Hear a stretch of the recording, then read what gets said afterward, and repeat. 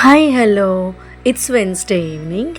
ఇంకా మా హస్బెండ్కి తెలియకుండా సర్ప్రైజ్ చేద్దామని చెప్పేసి చికెన్ బిర్యానీ అయితే చేద్దాం అనుకుంటున్నాను.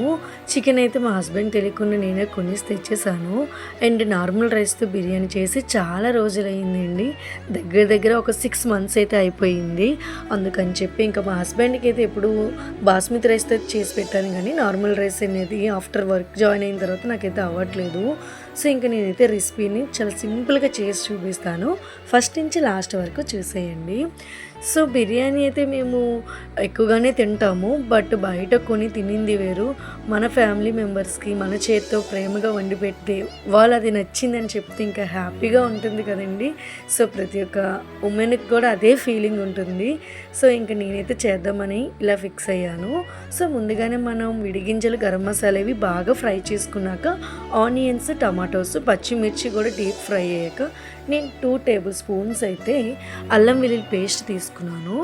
ఇక్కడైతే బాగా కలుపుకున్నాను. ఒక పక్క చికెన్ కూడా అవుతుంది. ఇంకా మా హస్బెండ్కి తెలీదు నేను చేస్తున్నట్టు, తను వర్క్ చేస్తున్నారు, రూమ్లో ఉన్నారు.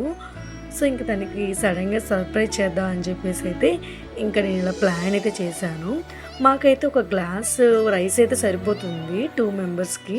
నేను కుక్కర్లో ఈజీగా చేసేస్తున్నా కాబట్టి ఒక గ్లాస్ రైస్కి 2 కప్స్ వాటర్ అయితే తీసుకుంటాను.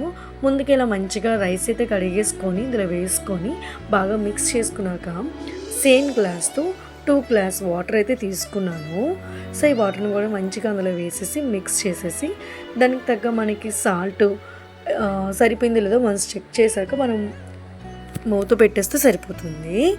సో కలర్ రావడం కోసం మనం పసుపు వేసుకున్న నో ఇష్యూ. సో ఇంక ఇక్కడైతే చికెన్ బాగా ఉడికింది, అందులో కొంచెం కారం వేసి వాటర్ అయితే వేసాను. 2 ఎట్ ఏ టైం అయితే అయిపోతాయి. ఇంకా మూత అయితే పెట్టేశాను, ఇంకా ఉడకడమే ఉంది. సో ఇంకా నేను మా హస్బెండ్కి తెలియకుండా చికెన్ అయితే తెచ్చాను కదా, దానికి జాయింట్ అయితే ఇంకా చాలా బాగా ఇష్టమండి. సో అందుకే ఆ జాయింట్ కూడా స్పెషల్గా అయితే కొట్టించాను. ఇప్పుడు నేను ప్యాన్లో కొంచెం ఆయిల్ అయితే వేసుకున్నాను.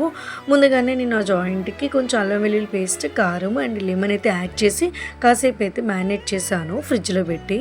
సో ఇంకా ఆయిల్ బాగా వేడెక్కిన తర్వాత జాయింట్ అయితే వేసేసాను. సో మంచిగా అది డీప్ ఫ్రై అయితే పీస్ కూడా మంచిగా ఉడుకుతుంది. సో ఇలా కాసేపు వేపిన తర్వాత మూత అయితే పెట్టేసుకున్నాను. ఫైనల్గా అయితే పీస్ అయితే మంచిగా ఉడికిపోయింది, చూస్తున్నారు కదా. స్టవ్ అయితే ఆపుచాను. సో ఫైనల్ లుక్ అయితే ఇలా వచ్చింది, మంచి టేస్ట్ అయితే వచ్చింది. మా హస్బెండ్కి అయితే ఇవ్వడం ఉంది. ఈ వీడియో కానీ మీకు నచ్చినట్లయితే లైక్ చేయండి, షేర్ చేయండి, నా కుట్టి లైఫ్ని సబ్స్క్రైబ్ చేసుకోండి.